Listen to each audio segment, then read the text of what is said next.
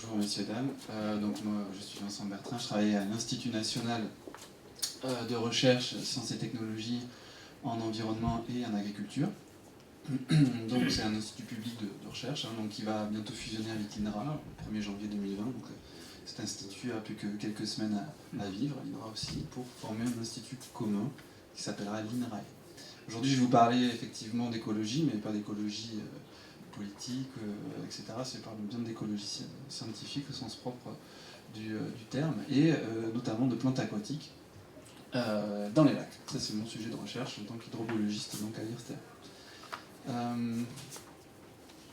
Donc après une petite introduction, je vais vous présenter donc, les organismes sur lesquels je travaille, donc ils se développent dans les zones littorales des lacs. La zone littorale des lacs, c'est cette zone-là qui est à l'interface entre le milieu lacustre, qu'on appelle la zone pélagique, donc un peu comme dans l'océan, et puis la zone terrestre, donc c'est un écotone, une zone où donc va se concentrer la biodiversité animale et végétale, et dans lesquelles aussi va se concentrer toute une série d'altérations anthropiques, les activités humaines, mais aussi des endroits où souvent se dissiper l'énergie, notamment comme les vagues, etc.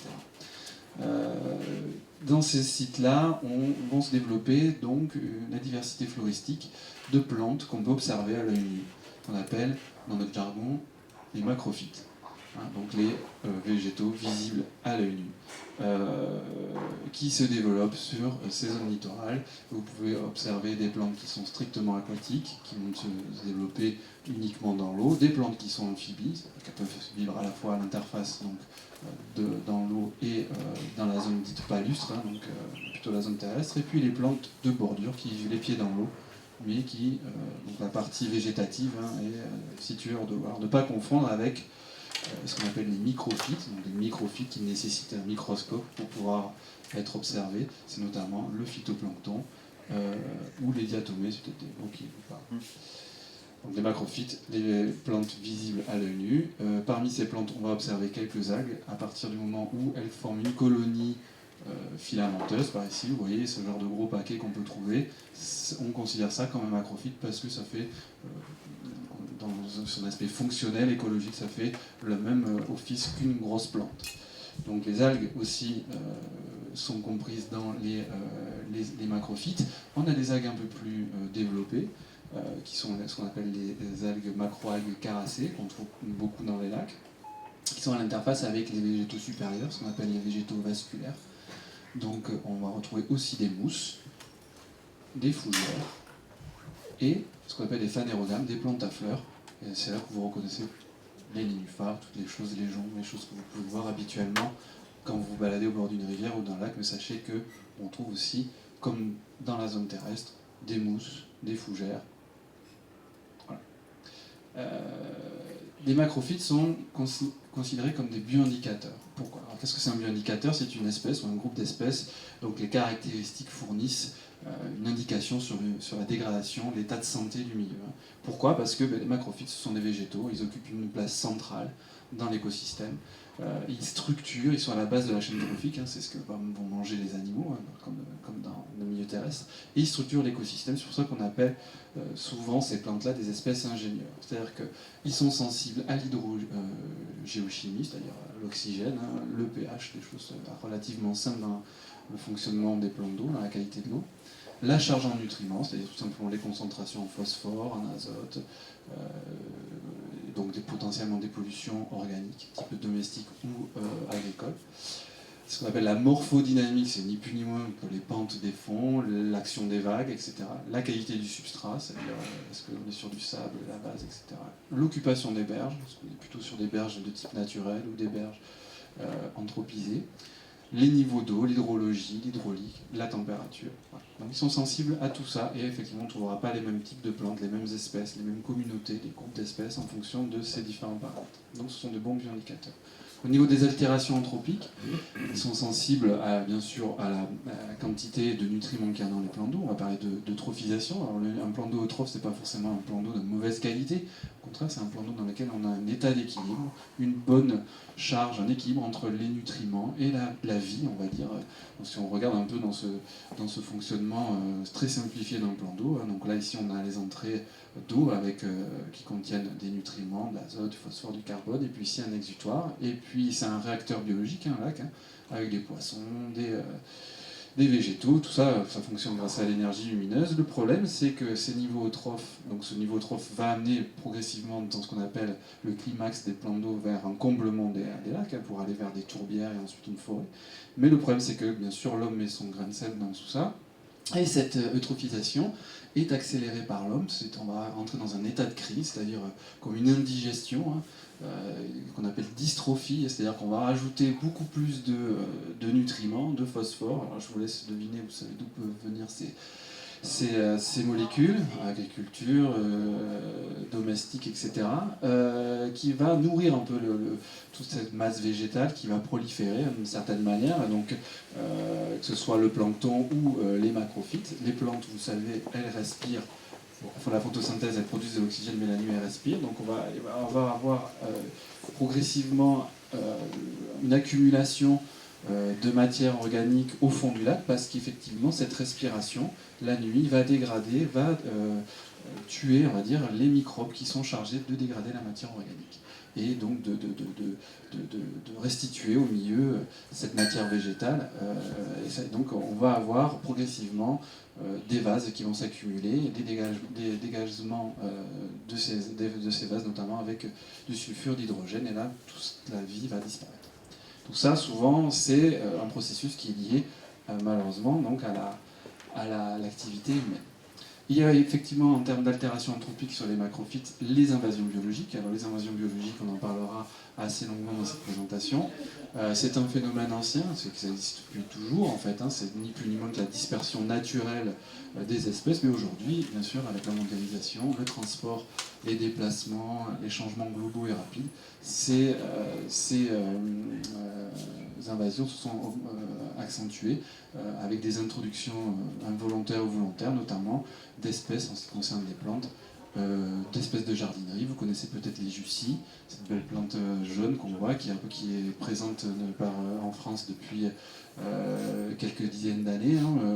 Et puis il y a eu également le myriophylle du Brésil, qui est arrivé un peu plus tard.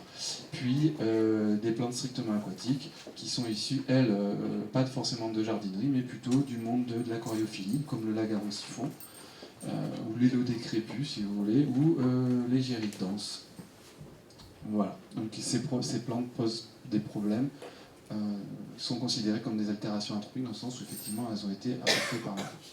Il y a également tout ce qui est lié à l'hydromorphologie, à l'urbanisation, à l'artificialisation des berges. Vous voyez ici, ça c'est une photo que j'ai prise du lac de Caso Sanguiné, donc ça c'est ma guide, donc où on voit effectivement que dans ces endroits on va retrouver tout un tas, un concentré des altérations anthropiques, que ce soit des creusements pour pouvoir faire échouer certains, pour pratiquer du nautisme. Voilà, c'est des pédalos, mais ça pourrait être très bien des bateaux à moteur, etc. Des équipements, vous voyez, des installations, l'urbanisation, la présence donc de baigneurs qui vont piétiner les plantes, etc. etc. Et enfin, le changement climatique, ça c'est quelque chose que vous pouvez consulter donc, dans le rapport Acclimatera dans la région, qui indique qu'effectivement d'ici peu, il va y avoir effectivement une augmentation de la température dans le sud de l'Europe qui est d'environ 2,5 degrés, ce sont les prévisions. Et ce qui peut aussi être, dont on ne parle pas souvent, c'est l'augmentation de l'évapotranspiration, ce n'est plus ni moins que l'eau qu'on va perdre lié à l'augmentation de la température. Le rapport évoque 200 mm sur 40 ans, ce qui est quand même très important. Sachant que les plans d'eau sont relativement peu profonds et en dépendent très faibles, donc 20 cm c'est vraiment très très important. Alors nous, dans notre équipe, ce qu'on a l'équipe de l'ERSTA, l'équipe EcoVea, nos objectifs c'est de comprendre le fonctionnement écologique donc, de ces plantes, de ces macrophytes, pour répondre donc, aux problématiques de gestion de ces écosystèmes. Ça se traduit par en fait, d'essayer de développer, de traduire, de définir ce qu'on appelle des préférences écologiques. C'est ni plus ni moins que la carte d'identité des plantes vis-à-vis à ces changements globaux. Alors quand je parle de changement global, je parle de changements globaux, je parle de pas forcément de changement climatique, tout simplement. C'est aussi les espèces invasives sont considérées comme une part du changement global. L'urbanisation fait partie du changement global, etc. Et donc, notre rôle, c'est d'identifier les relations qui peut exister entre ces plantes. Alors, on dit communauté et population, ça dépend à quelle échelle on se situe, et les paramètres environnementaux dans les lacs. Les paramètres environnementaux sont la chimie et des aspects plutôt physiques. Voilà.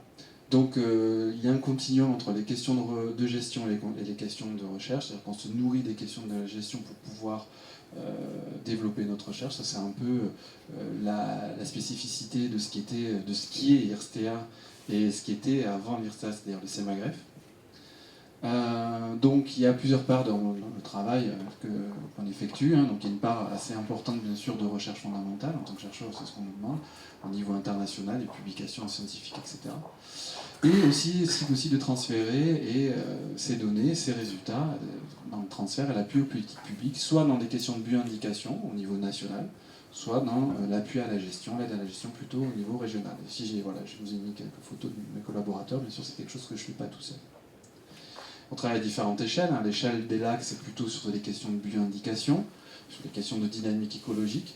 Plus on va resserrer sur des bouts de lacs, ce qu'on appelle des biotopes, c'est-à-dire des choses relativement décrites, assez définies en termes de conditions environnementales, etc. C'est là qu'on va commencer à étudier la réponse des communautés à ces perturbations physiques.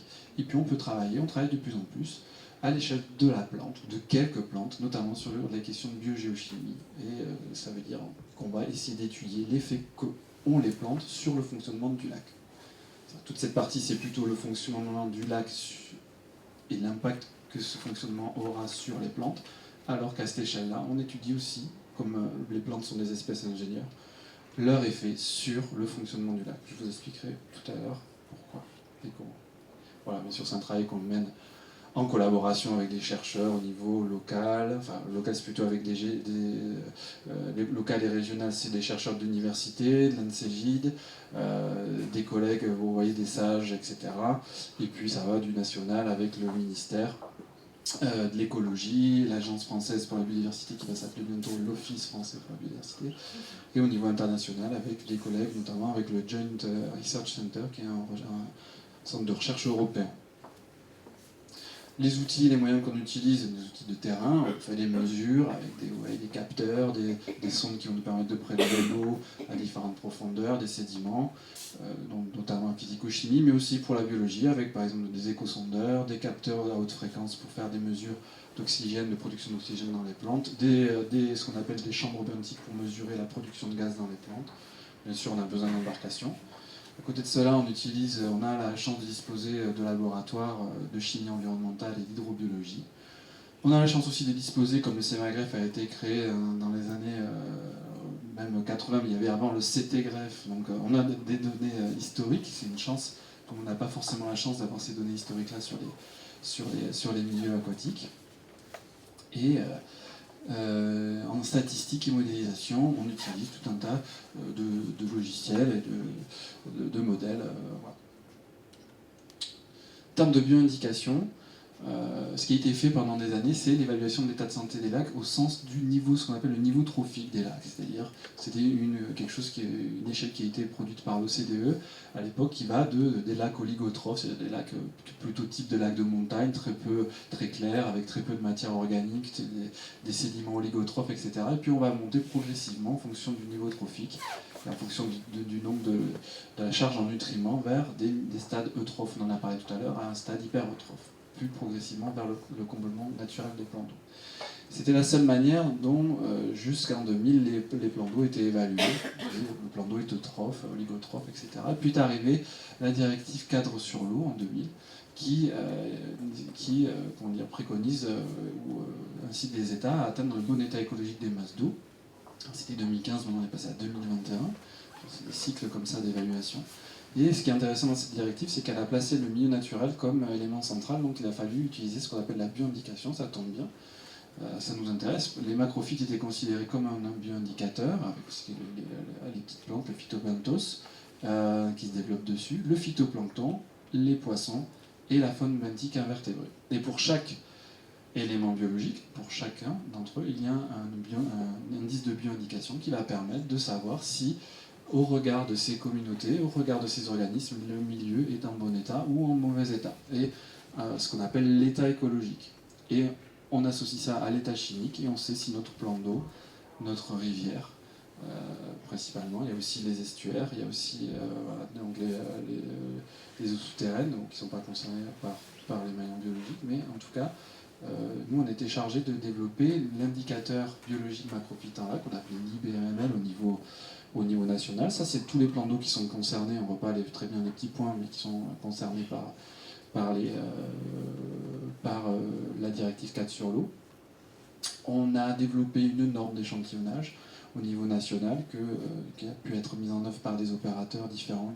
On a récupéré ces données-là dans une base de données nationale et on a fait ce fameux test, ces fameuses études entre les relations entre les organismes qu'on a observés sur ces normes dans le cadre de cet échantillonnage et les données chimiques qu'on avait sur les plans d'eau.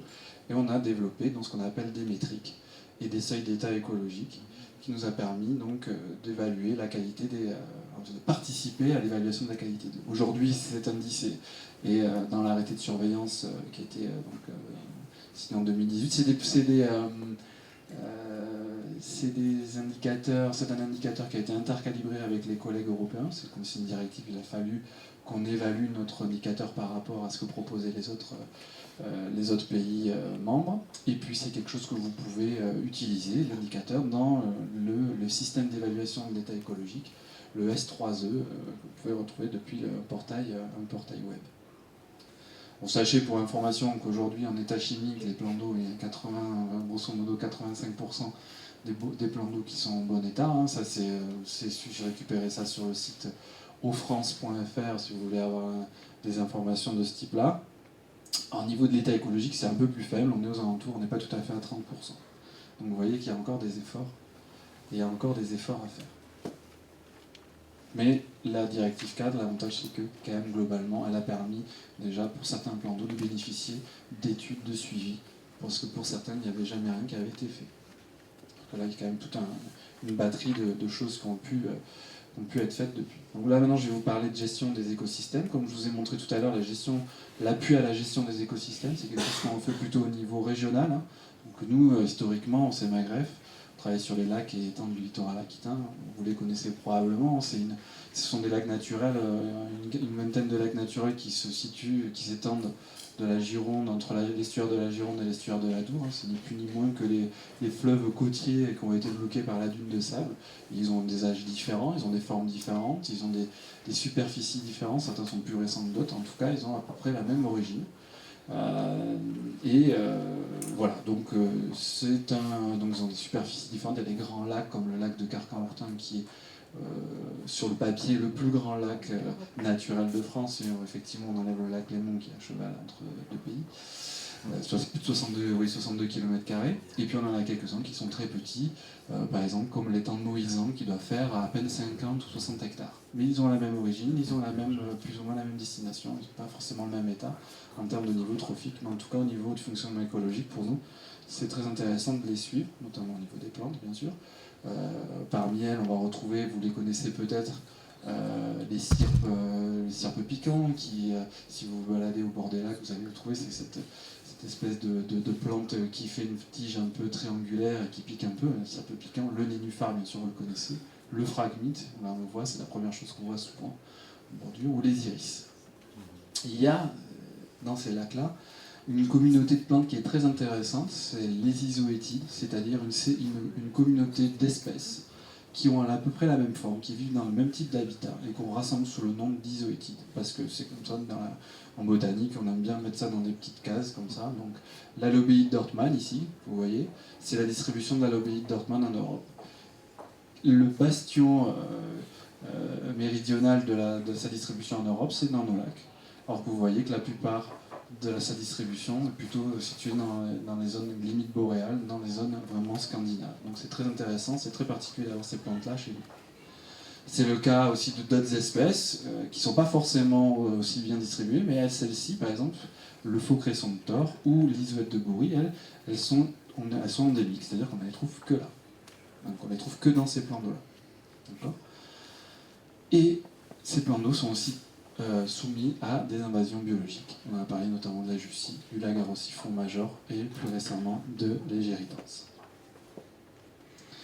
Ça, c'est pour vous montrer un peu les nuisances que ces espèces exotiques sont capables de poser. Et sur les nuisances, c'est donc une vision subjective qu'ont les gens par rapport à la présence de ces plantes-là. Ça, ce sont une petite revue de presse très rapide que j'ai fait. Si vous regardez la sémantique un peu qui est utilisée, la lutte contre les algues est lancée, la guerre est déclarée, toujours plus invasive, la plante a été chassée, les racines du mal. Enfin, vous voyez un peu la vision qu'ont les gens de ces plantes-là, sans prendre forcément compte de quel rôle elles ont aussi en termes d'écologie. Ce qu'on sait, c'est qu'elles occupent beaucoup d'espace, elles gênent les gens dans la pratique de leurs usages, que ce soit la nautisme, la chasse, la baignade. Ça pose de vrais problèmes. Ça pose aussi des impacts, des problèmes de diversité, biodiversité, sur les biotopes, le fonctionnement des biocénoses, mais ça, on n'a pas encore trop d'éléments dessus, donc il y a encore des choses à chercher. Pour ce qui a été fait dans ces stratégies de gestion de ces plantes dans les milieux, c'était effectivement dans les années 70, ça a été mis en place par le syndicat mixte chez Hollande, et à l'époque le CEMAGREF, ce qui a été décidé, c'était de suivre, de faire un état des lieux et surtout d'apprendre à connaître mieux ces plantes-là pour proposer un plan de gestion. Ce qui a permis ensuite dans les années 90 et 2000 jusqu'à aujourd'hui de mettre en place un plan de gestion régulière de ces plantes-là, suite à des opérations lourdes, à des opérations un peu plus légères, on va dire, un peu moins coûteuses financièrement et surtout plus légères et moins impactantes pour le milieu.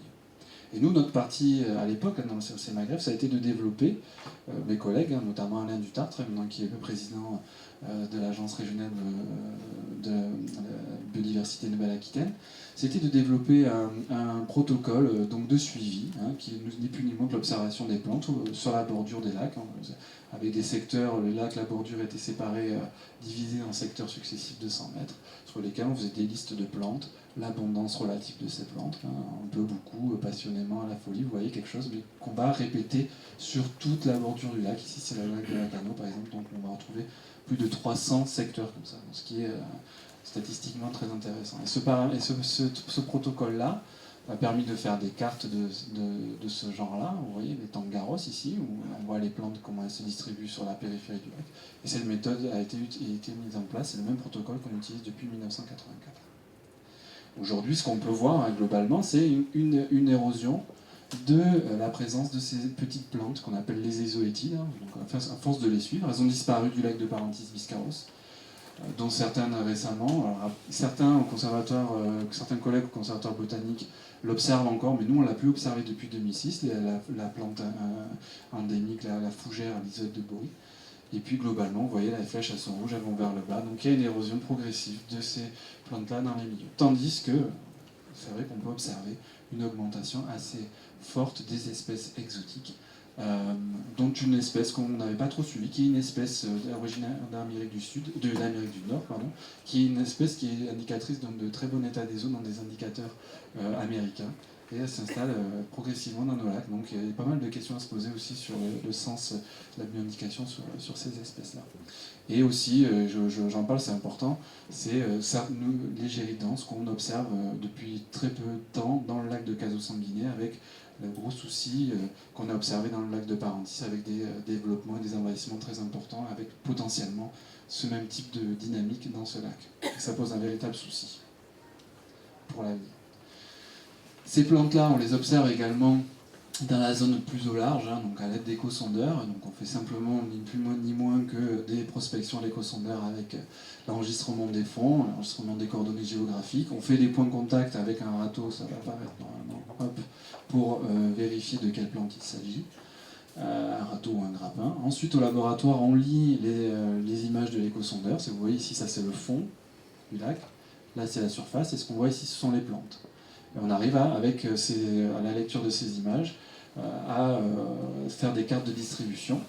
Mais ces cartes de distribution ont les agréments de données qui sont intéressantes, notamment sur la biomasse sèche des plantes. C'est-à-dire que les plantes, on récupère, on fait un sous-échantillonnage de ces plantes, qu'on mesure, qu'on passe à l'étuve, pour pouvoir avoir des poids secs. Et ça nous permet de réaliser des cartes de distribution de ce type-là. Par exemple, vous voyez le lac de Parentis Biscarros, ce que je vous disais, sur l'agarosiphon égérien, on est sur 2714, c'est une estimation bien sûr, attention. L'évaluation elle est de 2714 tonnes de poids secs de cette plante-là, alors qu'on est à peine à 50 tonnes juste sur une espèce, l'agarosiphon major, qu'on va retrouver principalement dans l'anse d'Ispe, Pour ceux qui se sont baladés l'année dernière, il y avait pas mal de gros paquets de ces plantes-là qui se sont décrochés. C'est l'agarosiphon, avec bien sûr aujourd'hui l'épée de Damoclès d'Egeria qui s'est installée et qu'on retrouve maintenant dans le port de l'Esteye à Saint-Guinée. Donc potentiellement ce genre de choses qui pourraient arriver. Point d'interrogation. Voilà. Donc je rappelle un peu les objectifs. Hein. On est arrivé sur les aspects recherche, on était sur les questions d'appui à la gestion, sur les aspects recherche. Maintenant je vais vraiment vous parler des relations entre les communautés, entre les plantes et les paramètres environnementaux. Moi je travaille beaucoup sur l'hydrodynamique, on a travaillé beaucoup sur la chimie pendant une certaine période, mais c'est vrai que tous les aspects fonctionnement physique étaient un peu laissés de côté. Donc il y a des vagues dans les lacs, il n'y a pas qu'en mer qu'il y en a.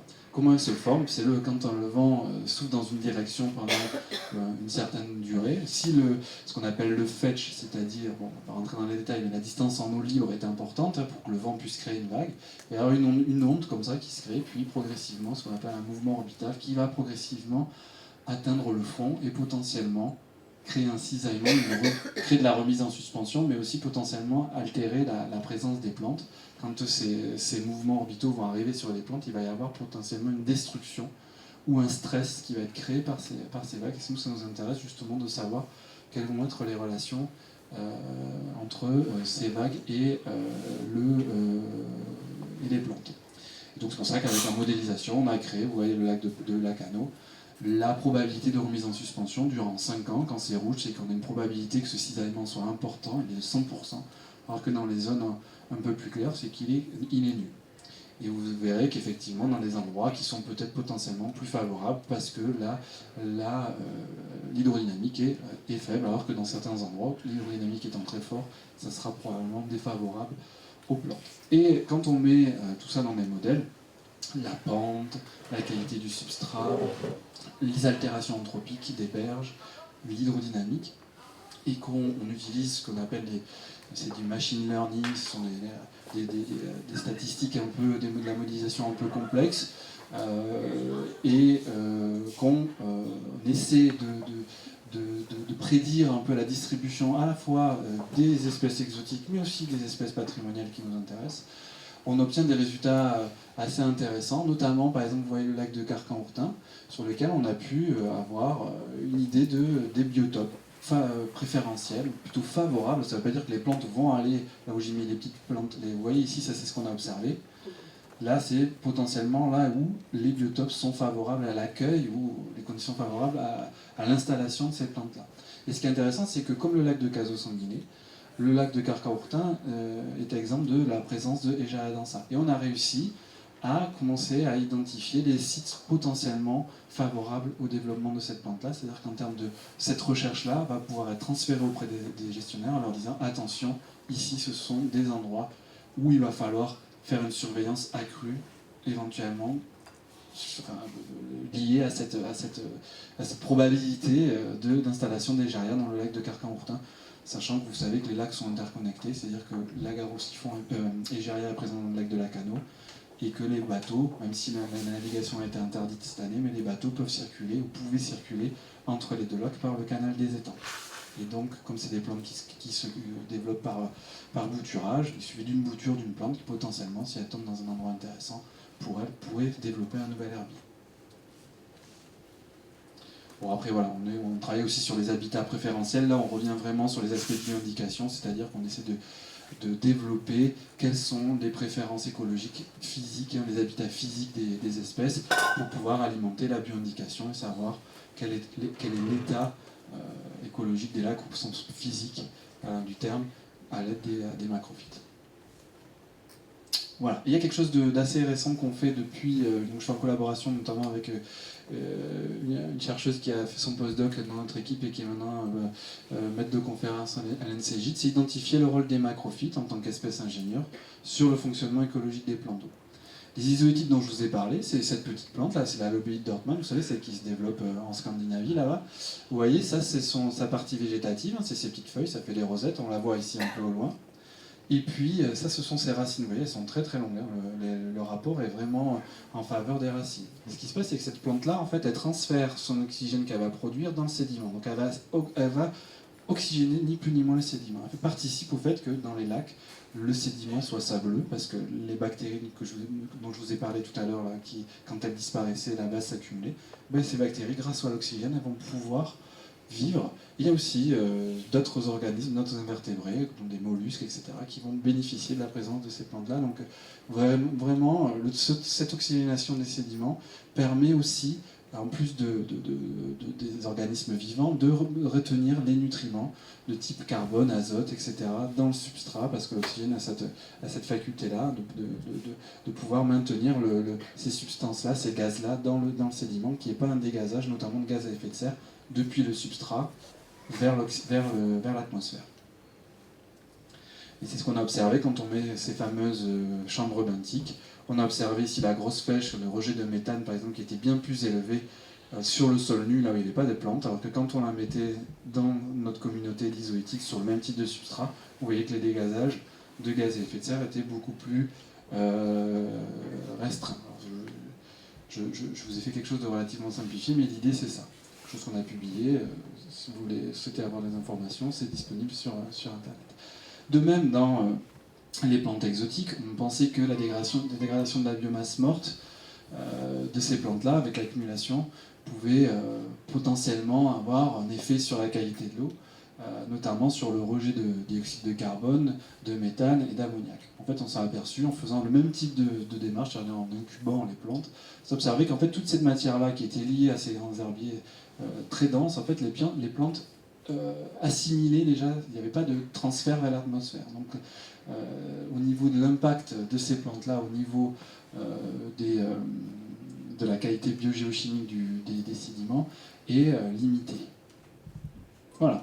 Donc, pour faire un bilan, ce que je voudrais dire, un peu le message de cette... je vais passer le temps, donc je vais aller vite sur la fin, c'est que quoi qu'il en soit au niveau des habitats, c'est qu'on va créer ou intensifier les altérations, l'artificialisation des biotopes dans les lacs, on a un risque élevé de destruction des biotopes favorables pour les petites plantes qui ont un rôle dans l'oxygénation des milieux, vous savez, les fameuses isoétides, nos espèces patrimoniales, et un risque élevé de création de biotopes favorables pour les plantes invasives. Alors, donc, les isoétides sont des plantes rares, hein, protégées, à haute valeur écologique, vous avez vu un peu comment est-ce qu'elles fonctionnent. Encore, on n'a vu qu'une partie de leur fonction dans le milieu. L'urgence, c'est d'arrêter effectivement la destruction des habitats de cette flore patrimoniale. Pour les espèces exotiques envahissantes, on a encore pas mal de recherches à mener sur la dynamique de ces plantes-là. Pas énormément de recul non plus, parce que c'est des processus qui sont très longs. Donc des fois 20 ans, 30 ans, ça ne suffit pas pour voir la dynamique naturelle d'un plan d'eau. C'est sur des temps plus longs.